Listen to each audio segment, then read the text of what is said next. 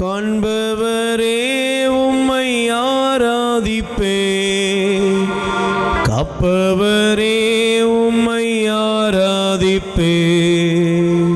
எல்லாம் உள்ள கடவுளாகிய எங்கள் ஆண்டவரே உம்மை ஆராதிக்கிறோம். எங்கள் வாழ்க்கையில் இருக்கிற எல்லா சூழ்நிலையிலும் எங்கள் வாழ்வின் அனைத்துமானவரே உம்மை போற்றுகிறோம்.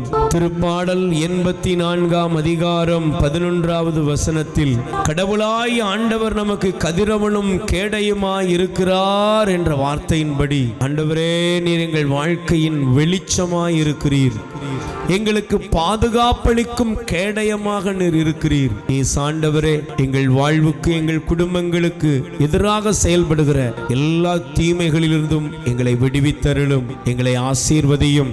உம்முடைய பாதுகாக்கும் உம்முடைய கரம் எங்களோடு இருந்து எங்களை வழி நடத்தட்டும். ஆமென்.